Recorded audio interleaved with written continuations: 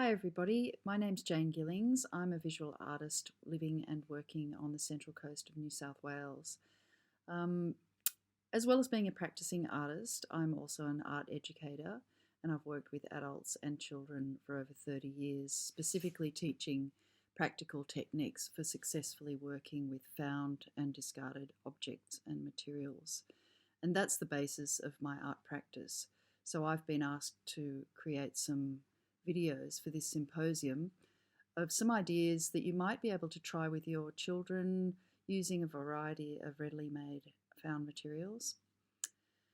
Although I don't have any specific early childhood education, I've successfully used these activities with this age group and found them to be really useful to encourage discussion and experimentation with young children, which is what I always aim to do when I run workshops.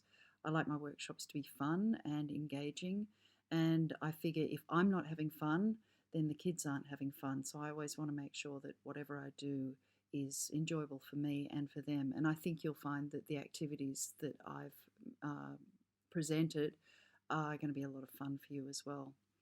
So even though the scope of using these materials is pretty broad, I've designed the activities specifically so that you can present them without really having to have a whole lot of tools or resources.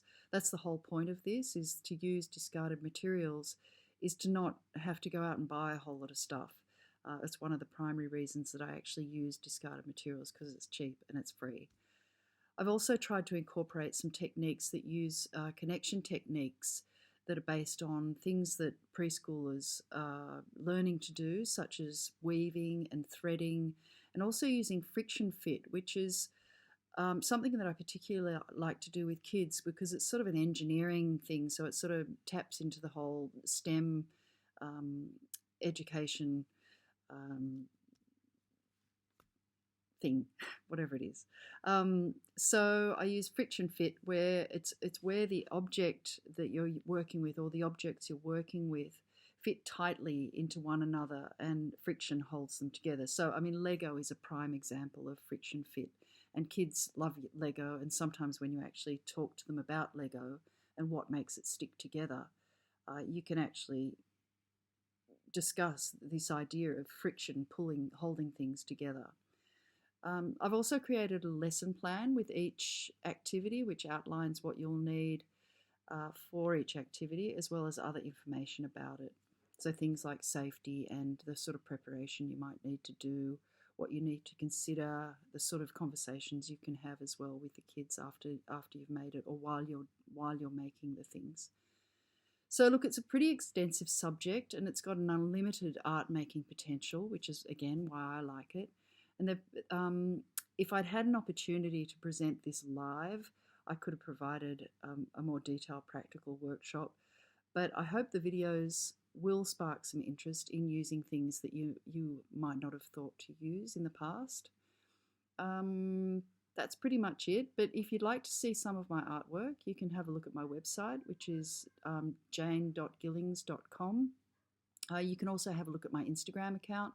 I put a fairly eclectic mix of images on that, but there are quite a few workshop images of older kids, I must admit. They're all sort of around primary school, but you'll see some of the sort of things that I make with kids, and how great they are. They're really good. So I'm happy to answer any questions that you might have about either the videos or just about my practice or how I work with kids. And I think I'm being asked to be involved with the forum, so feel free to use that, and I'll try and answer things as best I can.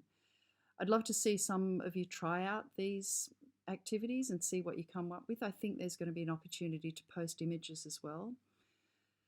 And just to remember that there's always plenty of room for improvement as well, and reinterpretation of all these activities. You don't have to do them to the letter. It's just sort of a seed of an idea that you can expand on if you want to.